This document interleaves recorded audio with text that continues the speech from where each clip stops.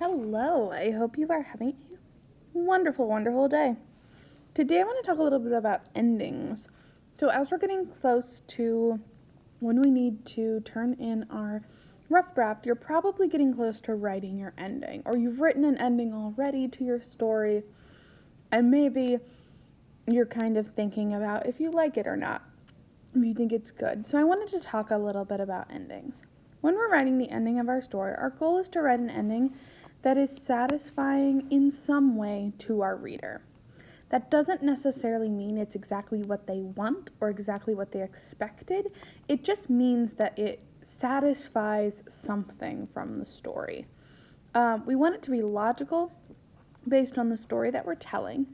So we want it to make sense, at least in looking back at the story, we want it to make sense. We want to make our reader feel something when the story ends. There should be some sort of emotion at the end of the story. It may be happy, it may be sad, it may be haunting, it may be a million other things, but we should kind of be aiming for some sort of feeling. And we want it to matter to both the characters and the reader. The ending should do something for both parties, for both our characters that we created, or our real life characters if we're telling a true story, and the person who's reading the story. It should be impactful in some way. So some basic tips for writing an ending. You want to show or suggest the result of the story's conflict. So whatever the conflict was, you want to say what happened. You can just suggest it. You don't have to necessarily flat out say, here is exactly how the conflict was resolved. You can kind of suggest like a more open end, and we'll talk about some different types of endings in a moment. But you want to give the reader some sort of result to the conflict. Again, it doesn't need to be the expected result or what maybe the easiest result, but it should be some sort of result to the conflict. Otherwise, it would be really confusing, right? If you have a story with a whole conflict about, a natural disaster, and then at the end of the story, the natural disaster is just still happening and the people are just like still in mortal peril, that's not going to be a very good ending if there's no sort of like hint of a resolution. Or at least an ending. The main character's actions and choices should drive your ending. So you don't want to have just a random thing happen out of the blue and that to end your story. For example, if you had two characters in like a epic battle and then suddenly a rock falls from the sky and kills one of them, that's probably not going to be a super satisfying ending. Because it's not driven by the main character's choices or actions. It just kind of happens because it does.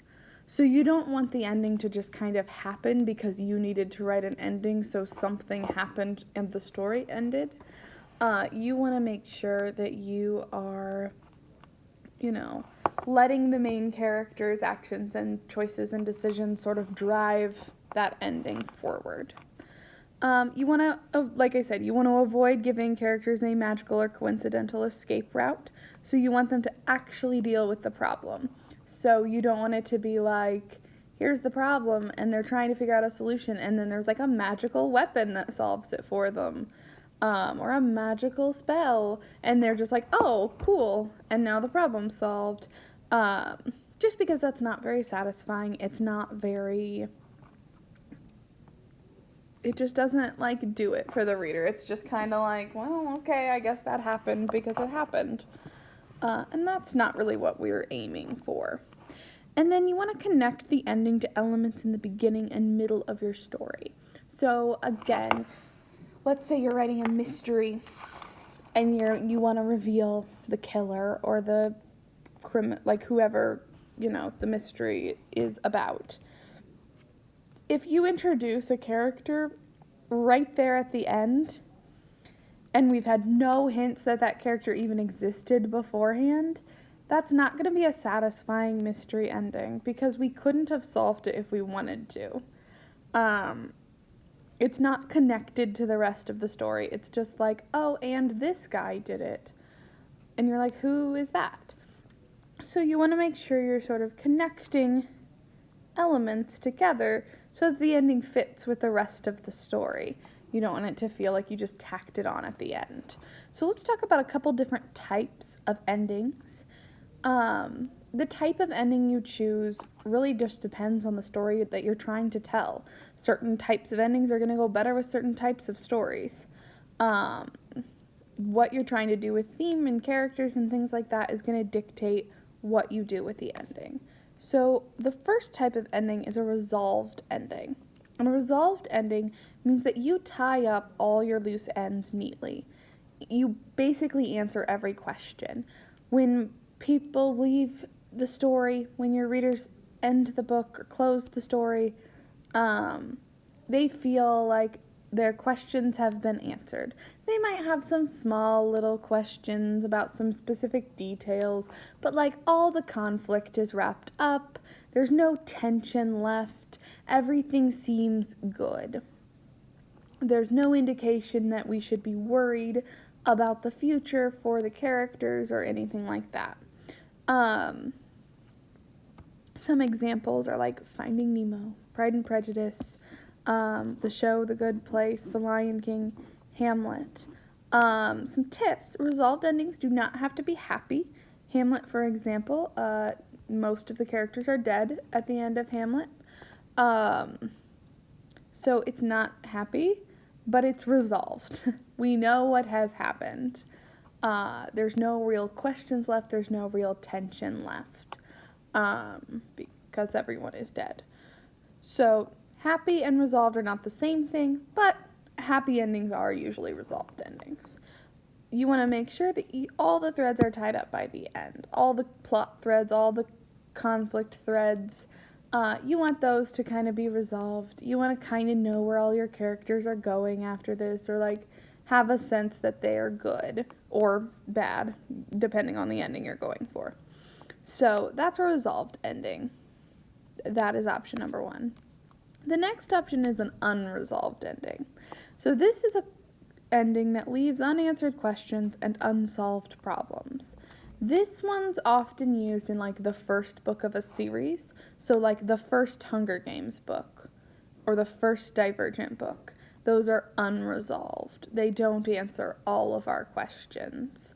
Another example is the Lorax, like the Dr. Seuss book. At the end of the Lorax, we don't know what happens. We don't know if the boy plants the tree or not. We don't know if the truffle trees grow back. We don't know what happens.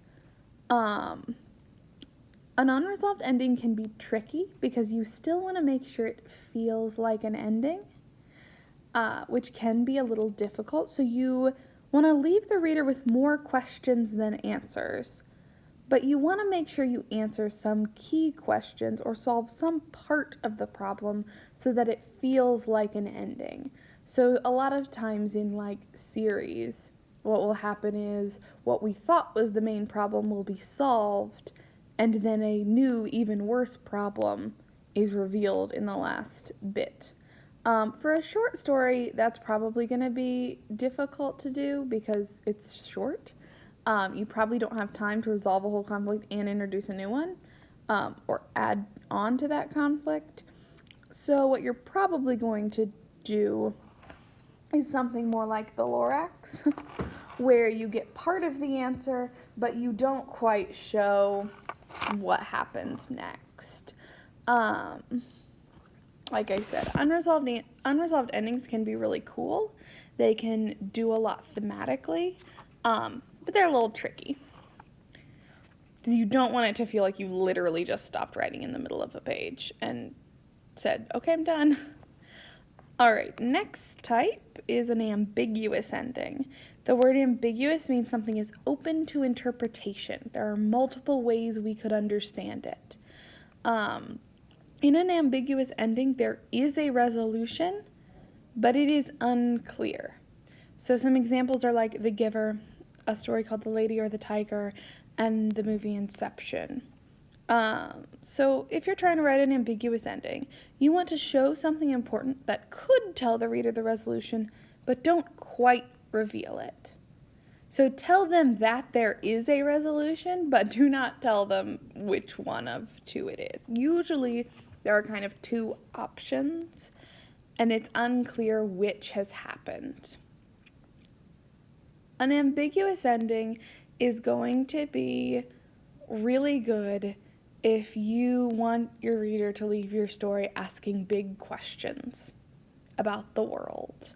If you want them to be like thinking about your story for a long time, an ambiguous ending is great for that. It can also be pretty tricky to write, but it can be really powerful when it's done well. So if you feel like that might fit your story, you could try an ambiguous ending. We can also do, the next type, an unexpected ending. So this is going to be like a plot twist or a big reveal right near the end of the story. Some examples are like, And Then There Were None, Planet of the Apes, The Sixth Sense, The Gift of the Magi. I know some of those are all kind of old examples, but basically think about like a lot of mysteries. Do a plot twist ending. Something like Avengers Infinity War is kind of an unexpected ending. So those sorts of things where it doesn't go the way that you think it's going to go. You want to do a couple things. You want to make sure your twist is logical upon looking back at the story. So if you're going to throw like a huge twist that we never could see coming, you want to make sure you've laid the groundwork for it. You don't want your readers to be like, wait, what?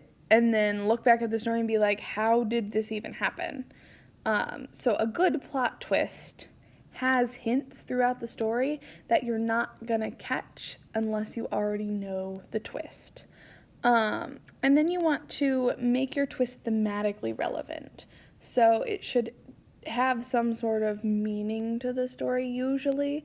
There's some sort of like impact of this twist. It changes things significantly for your characters. It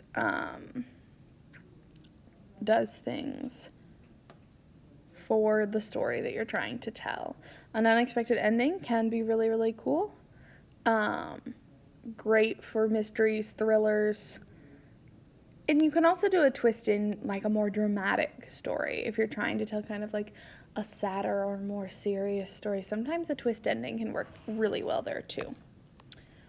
Another type of ending is the tied ending. The tied ending is where the story ends in the same place that it started. So an example that you probably all know is The Outsiders. That first line and the last line are the same. There's also kind of like Star Wars, where you have the hero's journey, where characters kind of start in one place and end up in the same place, but they're changed throughout the story, even though it ends in the same place, which is the same in The Outsiders. He's sort of in the same place, but things are different now. So some tips: you want to tie the beginning and the end to the theme. You want to use similar language and structure at the beginning and the end if you are going to do a tied ending. And the last option is an expanded ending.